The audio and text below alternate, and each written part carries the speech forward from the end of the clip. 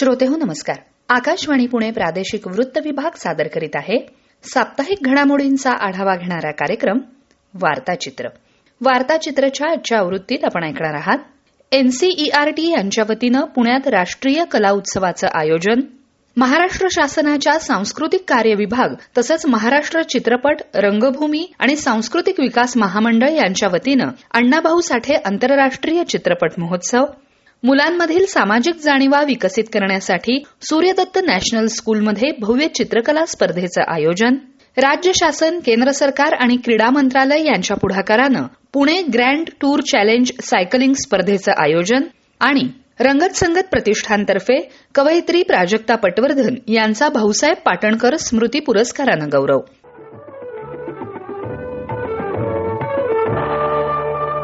केंद्र सरकारच्या national council of education, research and training अर्थात NCERT यांच्या वतीनं 19 ते 23 डिसेंबर दरम्यान पुण्यात राष्ट्रीय कला उत्सवाचं आयोजन करण्यात आलं होतं. माध्यमिक वर्गातील विद्यार्थ्यांच्या कलागुणांना वाव देण्यासाठी दरवर्षी देशातल्या विविध भागात या उत्सवाचं आयोजन करण्यात येतं. या महोत्सवाचं यंदा 11वं वर्ष असून हा महोत्सव प्रथमच महाराष्ट्रात, त्यातही पुण्यात पार पडला. केंद्रीय शिक्षा संचालनालयाचे अतिरिक्त सचिव आनंद पाटील यांच्या हस्ते या महोत्सवाचं उद्घाटन करण्यात आलं. या महोत्सवात 37 राज्यातून 918 विद्यार्थी, 108 शिक्षक सहभागी झाले होते. एकूण 12 कला प्रकारांच्या स्पर्धा यामध्ये पार पडल्या. केंद्रीय शिक्षा संचालनालयाचे अतिरिक्त सचिव आनंद पाटील यांनी विविध मुद्द्यांवर आकाशवाणीशी संवाद साधला. पुण्यामध्ये आपण 11वा राष्ट्रीय कला उत्सव आपण साजरा करतो. इथे पंतप्रधान यांच्या संकल्पनेतून हे आलेलं आहे की परफॉर्मिंग आर्ट्स जे इंडियामध्ये आहेत तर त्यांना आपण चांगल्या स्वरूपामध्ये मुलांच्यापासून इन्कल्केट करणं गरजेचं आहे. आणि खूप मुलं शाळेमध्ये शिकत असतात तर त्यांना त्यांचं टॅलेंट दाखवण्याचं आपण संधी द्यायला पाहिजे. आणि ही एवढी सुंदर संधी आता मुलांना मिळते. यावरची साधारण 1000 मुलं आणि 37 टीम 36 राज्य आहेत. यामध्ये पुन्हा KVS, NVS आणि एकलव्यचे मुलं पण याच्यामध्ये सामील झालेले आहेत. पूर्ण शाळेपासून, जिल्ह्यापासून राज्यामधील लोक येतात. तर राज्यावरून ही राष्ट्रीय स्तरावरची कॉम्पिटिशन सुरू आहे. गेले 6 महिने ही कॉम्पिटिशन सुरू आहे आणि आता हे फिनाले जे म्हणतो आपण इथे आता पुण्यामध्ये करतोय. याच्यामध्ये अनेक ज्युरीज पण आपल्यामध्ये सामील झालेले आहेत आणि ते आपल्या पद्धतीनं मुलांच्या परफॉर्मन्स बघणार आहेत, त्यांना ते जज करणार आहेत आणि संध्याकाळी फायर साईट स्टार्ट म्हणून पण इथे ते त्यांना गाईड पण करणार आहेत. So it is not only searching talent, it is nurturance programme. राष्ट्रीय शिक्षण धोरण हे खूप सर्वव्यापी आहे आणि पूर्ण ट्रान्सफॉर्मेशनल ज्याला म्हणून आपण अशा पद्धतीचं आहे. भारतामध्ये जी शिक्षण पद्धती ते पूर्ण चेंज करणार आहे. पूर्वी 10वी+2 असं 12वी असं 2 प्रकार होते. आता आपल्याकडे आपण जवळजवळ 3 वर्षाचं शैक्षणिक धोरणामध्ये 3 स्टँडर्ड आपण एक्स्ट्रा याच्यामध्ये आणलेले आहेत. पण मेन जे आहे की NCERTचा जो पूर्वीचा अभ्यासक्रम होता तसं वरचं मत होतं की थोडा बल्की झालेला आहे. तर तो कमी करण्यासाठी NCERTनं आता ह्या याच्यामध्ये खूप सुधारणा केल्यात. शिक्षण क्षेत्रात डिजिटलायझेशन आणि कृत्रिम बुद्धिमत्तेचा वापर वाढत आहे. याला सकारात्मक वळण देण्यासाठी केंद्रीय शिक्षण मंत्रालयानं विद्या समीक्षा केंद्र नावाचा उपक्रम हाती घेतला आहे. याविषयीची अधिक माहिती देताना पाटील म्हणाले की विद्या समीक्षा केंद्र आमचा खूप महत्वाकांक्षाचा प्रोजेक्ट आहे. आपले पंतप्रधान साहेब गेले ते गुजरातचं विद्या समीक्षा केंद्र पाहायला, जे तिथं राज्यशासनानं सुरू केलं होतं. त्यांची अर्धा तासाची मुलाखत तिथे विजिट होती, ती जवळजवळ 3 तास चालली. त्यांच्या प्रेरणेनं मग हे सुरू केलं की सर्व राज्यामध्ये आम्ही आता विद्या समीक्षा केंद्र सुरू केलेले आहेत, ऑपरेशनल केलेले आहेत. जो डाटा असतो प्रत्येक डिपार्टमेंटचा वेगवेगळा डाटा असतो. शिक्षण खात्यामध्ये वेगवेगळे विभाग असतात, तर प्रत्येकाचा डाटा ते गोळा करून असाच ठेवलेला असतो. तर इथे पहिल्यांदा आपण तो डाटा एकत्र करून त्याच्यावरती पॉवर BI, टॅब्ल्यू, C-क्यूब अशा वेगवेगळ्या अॅनालिटिक टूलचा वापर करून तो डाटा अॅनालाइज करायचा प्रयत्न केलेला आहे. याच्यामधून आपल्याला कळतं की इन्फ्रास्ट्रक्चर कुठे आहे, टीचर्स किती आहेत, सब्जेक्ट टीचर्स किती आहेत, कुठे नवीन स्कूल ॲडिशनल क्लासरूम बांधायची गरज आहे, कुठे टीचर्स जिथे नाही त्यांना आपण ॲडिशनल टीचर देण्याची गरज आहे, टीचर्स कधी रिटायर होणार आहेत, त्यासाठी आधी कशी प्रक्रिया करता येईल. अशा पद्धतीनं वेगवेगळ्या पद्धतीनं विद्यासंधी केंद्र त्या राज्यांना मदत करतं. दिव्यांगांना शिक्षणाच्या मुख्य प्रवाहात आणण्यासाठी केंद्रीय शिक्षा मंत्रालय विशेष प्रयत्न करत आहे. त्यांच्यासाठी विशेष योजनाही राबवत आहे. याविषयी अधिक माहिती देताना केंद्रीय शिक्षा संचालनालयाचे अतिरिक्त सचिव आनंद पाटील यांनी सांगितलं की प्रशस्त ॲप म्हणून दिव्यांगांच्यासाठी आहे. ते प्रशस्त 1 आणि 2 आपण ते आता रिवाईज करून national level monitoring, state level मॉनिटरिंगच्या पद्धतीनं बनवलेलं आहे. याच्यामध्ये असं आहे की मुलं ज्या वेळेला येतात तर शिक्षक त्याला आयडेंटिफाय करतील. त्याच्यानंतर स्पेशल एज्युकेटर त्यांना दुसऱ्यांदा पाहतील आणि त्याच्यामध्ये 21 आपल्या डिसेबिलिटीज जे आहेत त्याच्या प्रमाणपत्रासाठी प्रयत्न करावा लागतो. तर स्पेशल एज्युकेटरनं सांगितल्यानंतर त्या मुलांना मग पुढच्या गोष्टी कराव्या लागतात. तर काही मुलांना स्पेशल जसे एक्सपर्ट्स आहेत, जिल्हा लेवलचे जे डॉक्टर्स आहेत त्यांचे एक्सपर्ट्स आहेत, तर त्याच्यासाठी मग आपण ब्लॉक लेवलला एक स्पेशल कॅम्प घेतो आणि मग जिल्हा लेवलला जाण्यासाठी ते एक्सपर्ट बऱ्याचदा उपलब्ध नसतात. तर डिस्ट्रिक्ट कलेक्टरच्या लेवलला एक कमिटी बनवून त्यांच्या थ्रू आपण इथे ह्या ॲपच्या माध्यमातून कोणत्या डिसेबिलिटीज कोणत्या विभागामध्ये आहेत, म्हणजे ब्लॉकमध्ये तालुक्यामध्ये आहेत आणि त्या वेळेला एक आठवड्यातून एक दिवस हे मुलांनी तिथे जावं आणि त्यांना ते सर्टिफिकेट मिळावं. UDID कार्ड मिळणं फार गरजेचं आहे. बऱ्याचदा असं होतं की पॅरेंट्स जातात, टीचर मुलं जातात आणि खूप कष्टानं पॅरेंट्सना घेऊन जातात जिल्हा लेवलला आणि तिथं डॉक्टर्स नसतात. तर एक प्रॉपरली मॅनेज सिस्टम आपण याच्यामध्ये आणण्याचा प्रयत्न केलेला आहे. 23 डिसेंबरला केंद्रीय शिक्षण मंत्रालयाच्या शालेय शिक्षण आणि साक्षरता विभागाचे सचिव संजय कुमार यांच्या उपस्थितीत या कला महोत्सवाचा समारोप झाला. राष्ट्रीय कला महोत्सव हे देशातील विद्यार्थ्यांमधील कलागुणांचा शोध घेऊन त्यांना राष्ट्रीय व्यासपीठ मिळवून देण्याचं महत्वाचं माध्यम आहे. कला महोत्सव हा राष्ट्रीय शिक्षण धोरणाचं प्रतीक असून कला ही केवळ फावल्या वेळेचा उपक्रम नसून ती शिक्षणाचा अविभाज्य भाग आहे. या महोत्सवाच्या माध्यमातून विद्यार्थ्यांना भारताच्या समृद्ध सांस्कृतिक विविधतेचा अनुभव घेता येतो, असं समारोप प्रसंगी बोलताना संजय कुमार म्हणाले.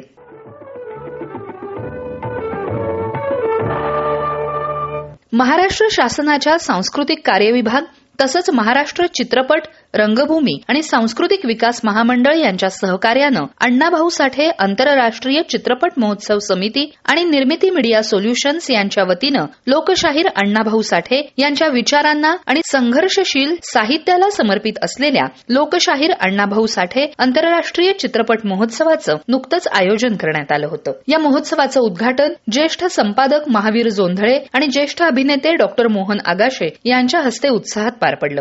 गेली 8 वर्ष सातत्यानं सुरू असलेला हा महोत्सव केवळ चित्रपटांचं प्रदर्शन नसून समाजाशी संवाद साधणारी एक वैचारिक चळवळ असल्याचं उद्घाटन प्रसंगी ठळकपणे अधोरेखित झालं. अण्णाभाऊ साठे यांच्या प्रतिकृतीला पुष्पहार अर्पण करून या महोत्सवाचं उद्घाटन करण्यात आलं. या प्रसंगी मयसभा या चित्रपटानं महोत्सवाची सुरुवात झाली. या चित्रपटाच्या स्क्रीनिंगला रसिकांचा उदंड प्रतिसाद मिळाला. अण्णाभाऊ साठेंच्या नावानं सुरू झालेला हा महोत्सव म्हणजे विचारांची चळवळ आहे. कमी साधनातही प्रभावी चित्रपट निर्माण होऊ शकतात. फक्त कल्पना आणि संवेदना असायला हव्यात. चित्रपट हे समाजाशी संवाद साधणारं प्रभावी माध्यम आहे, असं आपल्या प्रास्ताविकात बोलताना महावीर जोंधळे म्हणाले. अण्णाभाऊ साठेंच्या नावाशी संघर्ष, माणुसकी आणि संस्कृती जोडलेली असल्यानं हा महोत्सव मोठी जबाबदारी असल्याचं डॉक्टर मोहन आगाशे यांनी नमूद केलं. ते म्हणाले, मोठं काम इतकं मोठं आहे आणि ते इतकं इन्स्पिरेशन आहे लोकांना की ज्या गोष्टींनी लोक इन्स्पायर झालेले त्या याचा पण एक महोत्सव करावा. पण आज या महोत्सवाला येताना मला आनंद एवढ्यासाठी झालेला आहे की आम्हाला माहित नव्हतं. पण माहिती झाल्यानंतर जे आपल्याला बघायची उत्सुकता असते आपल्या काय झालं त्या उत्सुकते बोटीने इथे आलेलं आहे. तर हे यंत्रयुगामध्ये मानवी मूल्य जपणं महत्वाचं हे आहे. ते अण्णाभाऊ साठेंनी केलेलं आहे असं मला वाटतं.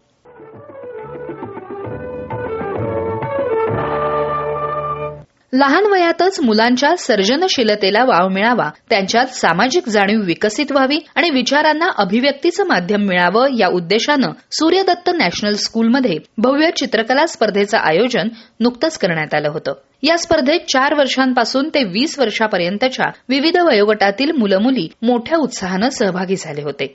Save nature, save world, mobile व्यसनमुक्ती, शाश्वत विकासासाठी कला, जीवन प्रवासाचं यशस्वी नियोजन अशा काळानुरूप साजेशा आणि आशयपूर्ण विषयांवर 150 पेक्षा अधिक बालचमूंनी सहभाग नोंदवला. या स्पर्धेविषयी सूर्यदत्त नॅशनल स्कूलचे संजय चोरडिया यांनी अधिक माहिती दिली. तर मुलांना योग्य वेळी योग्य दिशा दाखवून जर आपण त्यांना एक करिअर पाथवे त्यांच्या लायकिंग प्रमाणे त्यांना जर मोल्ड केलं, त्यांना आज कुठल्याही मुलाला आपण आज कसं आहे की वयाच्या 18 वर्षानंतर तर स्वातंत्र्य आहे त्यांना त्यांचा आयुष्याचा निर्णय घेण्याचा. पण तो निर्णय त्यांनी काय घेतला पाहिजे आणि आता तो काय घेतो वयाच्या 14व्या वर्षी ह्याचं सर्व गणित आपण लक्षात घेऊन त्या मुलाला समजेल अशा भाषेत, आवडेल अशा भाषेत त्यांना जर सांगण्याचा आम्ही एक शाळेच्या माध्यमातून, काउन्सिलर्सच्या माध्यमातून, एक्सपर्ट्सच्या माध्यमातून प्रयत्न करतोय. नेमकं त्यांच्या मनात काय झालं हे पेन डाऊन करण्याकरता ड्रॉइंगची कॉम्पिटिशन घेतली आणि प्रत्येकाचं व्हिजन वेगवेगळं आहे आणि ते बरंच काय बोलत होतो.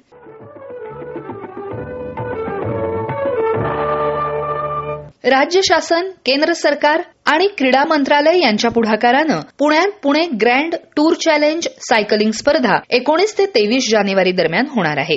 या स्पर्धेची तयारी अंतिम टप्प्यात आली आहे. ऐकूयात याविषयीचा अधिक वृत्तांत आमच्या प्रतिनिधी सीमा चोरडिया यांच्याकडून. 4 टप्प्यांची ही खडतर स्पर्धा 437 किलोमीटरच्या मार्गावरून होणार असून या स्पर्धेमुळे पुण्यासह ग्रामीण पर्यटनाचं अर्थकारणही बळकट होणार आहे. स्पर्धेचा पहिला टप्पा मुळशी मावळ असून हा मार्ग 91.8 किलोमीटरचा असेल. दुसरा टप्पा पुरंदर, सिंहगड, खडकवासला परिसराचा 109.15 किलोमीटरचा असेल तर पश्चिम घाटाचा 137 किलोमीटरचा तिसरा टप्पा असेल. अखेरचा टप्पा पुणे प्राईड लूप नावानं ओळखला जाणार असून 100 किलोमीटरच्या परिघात शहराच्या सांस्कृतिक आणि भौगोलिक वैभवाचं दर्शन होणार आहे.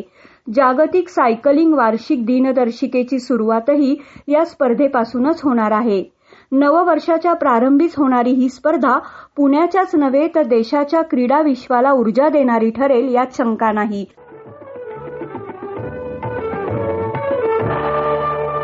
रंगत संगत प्रतिष्ठानतर्फे मराठीतील आद्य कवी भाऊसाहेब पाटणकर यांच्या स्मृतिप्रित्यर्थ दिल्या जाणाऱ्या पुरस्कारानं प्रसिद्ध कवयित्री, गझलकार प्राजक्ता पटवर्धन यांचा डॉक्टर संगीता बर्वे यांच्या हस्ते नुकताच सन्मान करण्यात आला. सन्मानपत्र, शाल आणि श्रीफळ असं या पुरस्काराचं स्वरूप होतं. या कार्यक्रमाला भाऊसाहेब पाटणकर यांचे नातजावई अभिनेते किरण यज्ञोपवीत, प्रतिष्ठानचे अध्यक्ष अॅडव्होकेट प्रमोद आडकर, मैथिली आडकर उपस्थित होते. आयुष्य कितीही गुंतागुंतीचं असलं तरी कलांच्या माध्यमातून जीवन जगण्याची उमेद मिळते. जीवनातील तोल सांभाळणं शक्य होतं आणि आपलं व्यक्तिमत्वही प्रगल्भ होत जातं, असं प्रतिपादन साहित्य अकादमी पुरस्कार प्राप्त ज्येष्ठ कवयित्री डॉक्टर संगीता बर्वे यांनी याप्रसंगी बोलताना केलं. गझल हा प्रकार मराठीत रुजावा यासाठी अनेक प्रतिभावान लेखकांनी भगीरथ प्रयत्न केले. त्यात सर्वात अग्रभागी भाऊसाहेब पाटणकर यांचं नाव येतं, असं किरण यज्ञोपवीत यांनी सांगितलं. कार्यक्रमाच्या उत्तरार्धात प्रमोद खराडे, नचिकेत जोशी, योगेश काळे, सुनीती लिमये, स्वाती दाढे, तनुजा चव्हाण, स्वप्नील पोरे, चैतन्य दीक्षित, चैतन्य कुलकर्णी आणि वासंती वैद्य यांनी गझल मुशायरा सादर केला.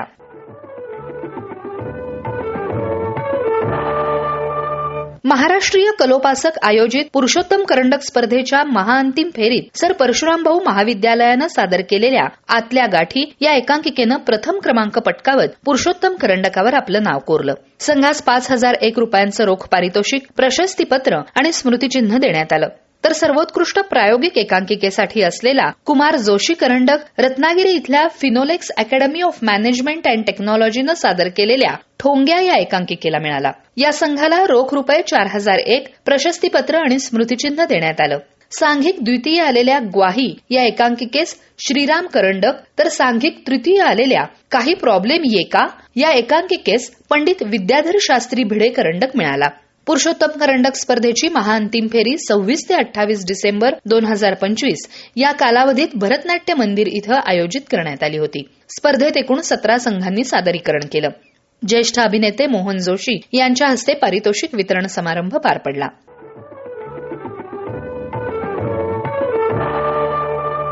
तर श्रोते हो, हे होतं आजचं वार्ताचित्र. संपादन माधवी कुलकर्णी, संकलन भूषण राजगुरू, शिवराज सणस आणि सीमा चोरडिया यांचं. तंत्रसहाय्य आणि निवेदन पूजा दीक्षित. हा कार्यक्रम आकाशवाणी पुणे केंद्राच्या प्रादेशिक वृत्त विभागानं सादर केला. पुन्हा आपली भेट पुढच्या आठवड्यात. नमस्कार.